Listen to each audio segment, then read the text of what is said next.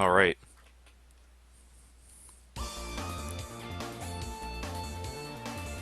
So we may have started the show with a showstopper, but that's not going to stop us from checking out some of these other collections, which still have some interesting stuff to them. This is Sonic Mega Collection Plus on the Nintendo GameCube, which kind of blew my mind back at the time, even though at first I was kind of down on the collection, because it's like, why would I want to get a bunch of these games that I've already got again? Especially since it's already easy to emulate these games in the first place. But, I'm not gonna lie, being the Nintendo nerd that I am, there's something kind of cool about the idea of being able to play all these Sonic games, and then when you combine it with the Game Boy player and the Sonic Adventure, you pretty much have every Sonic game that had come out at that time, and that includes all the other games that were coming out, like Sonic Heroes and Sonic Riders. Unfortunately, you don't really get that much different. We get all the main Genesis Sonic games, and I have a memory card which unlocks all the extra stuff like Sonic 3 and Knuckles and Sonic 2. And to do that, you would have to play these games like multiple times, like 20 to 100 or something like that, which was kind of dumb.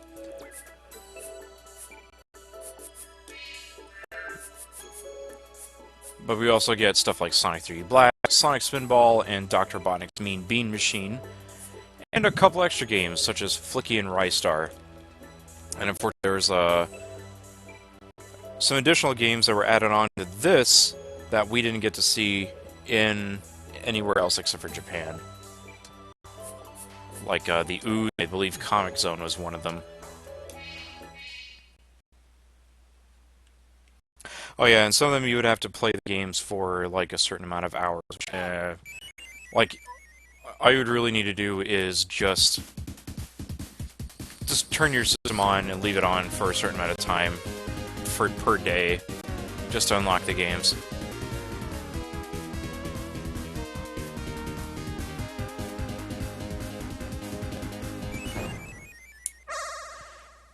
And I am playing this with a Nintendo GameCube controller only for the sake of it being easy to work with.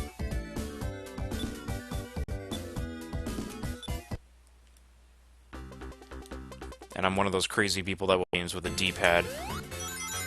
Yes, that small little D-pad. But I'm a monster with a GameCube pad. Don't challenge it. Although you could play with a control stick, which works really well for 3D Blast. And I gotta say, I think 3D Blast is my least favorite Sonic game, but for some people they seem to like it. I had a friend who liked it because it was the only Sonic game they were able to beat.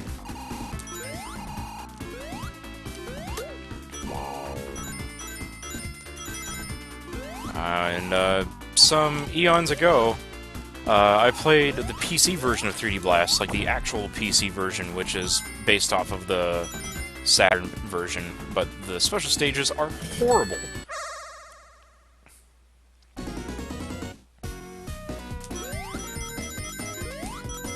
Oh, and I guess I should confess, I don't actually play this collection with the actual GameCube pad, but I got this Game Boy player pad that was made by Hori, which is excellent for playing 2D games on here. And that's pretty much the only way that I'll play the Sonic collections, the Mega Man collections, and the Midway Arcade Treasure sets, just using that one pad. Also, don't look in the distance, because, man, it makes me sick every time I look at that weird background. If you keep your eye on Sonic, it's not a problem.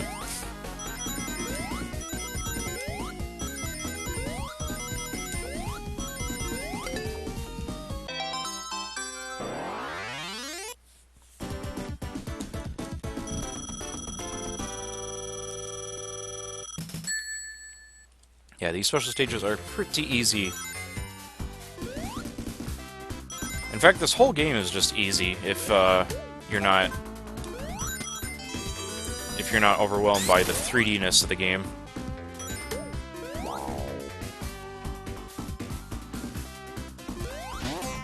And yeah, well, I would recommend that Hori Game Boy Player controller. The problem is it's not common, and it's probably stupid rare at this point.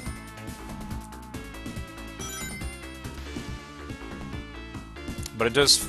It basically is shaped like a Super Nintendo pad, but it has the GameCube face buttons on it, which looks really cool.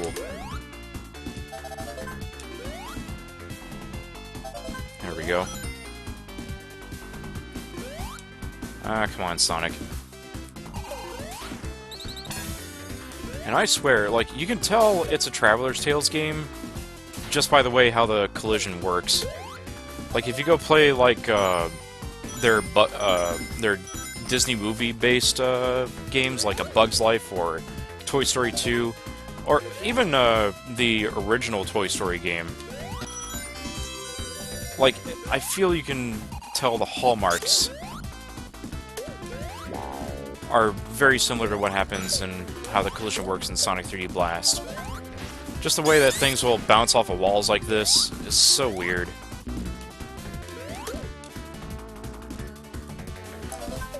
And also playing the game by finding these flickies is really slow, but what are you gonna do?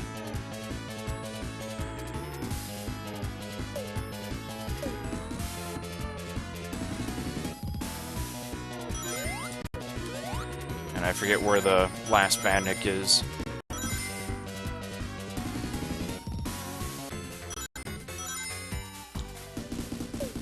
There he is, and I just ran into a bomb. Good job.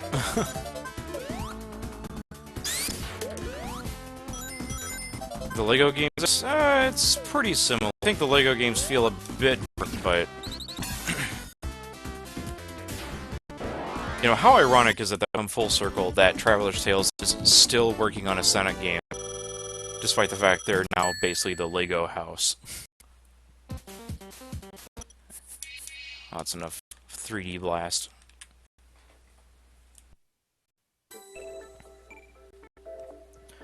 Yeah, there are ROM hacks out there that let you play without the flickies, and it makes the game go way faster and is way more interesting.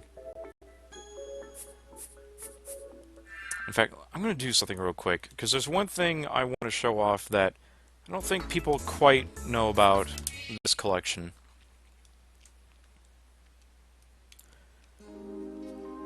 So none of the games in the collection use more than 3 buttons.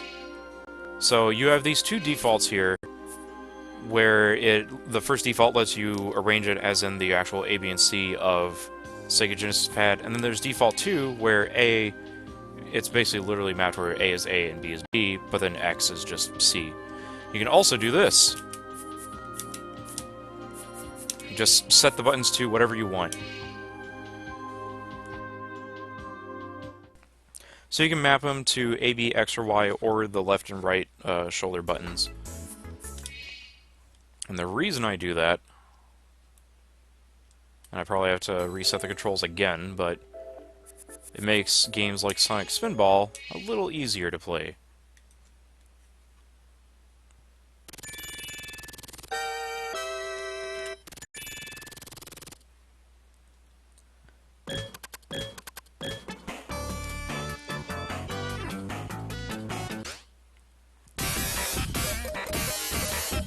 Oh my god, this rockin' music is so good, and then it's not that great.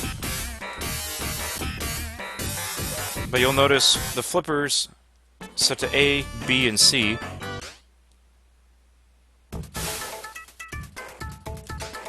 And now I'm hitting the shoulder buttons to jump. But now, it means I can use it like playing an actual pinball machine.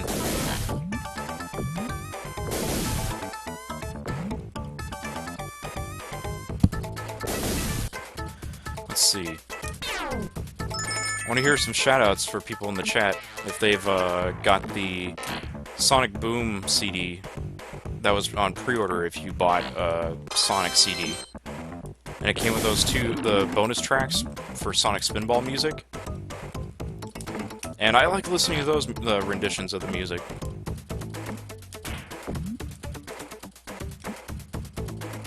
Oddly enough, the buttons only work if you hit the digital clicks of the GameCube shoulder buttons. And I'm not sure if you can adjust the controls like this in the PS2 or Xbox collection. You kinda can and can't on PC. In fact, it's quite nice being able to play the PC version with the SEGA Saturn pad using a USB converter.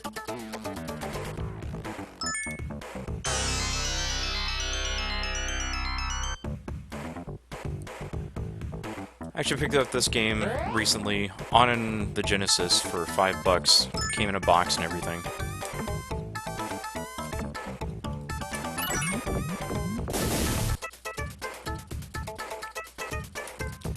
Yeah, I was always weirded out. Like, 93 was not that great of a year for me, in my opinion, for Genesis games.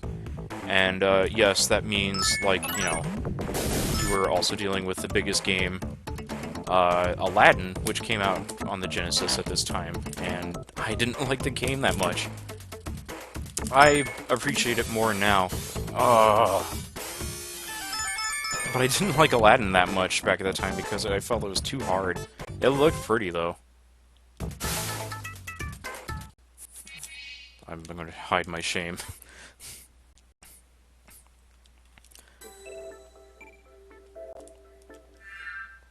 But yeah, I can, like, I also had a hard time playing through Sonic Spinball because, you know, the speed just wasn't there, and I always felt that the physics were really weird, but, you know, I've kind of grown to appreciate for what it is, and that they try to extrapolate on the pinball aesthetics of Sonic the Hedgehog.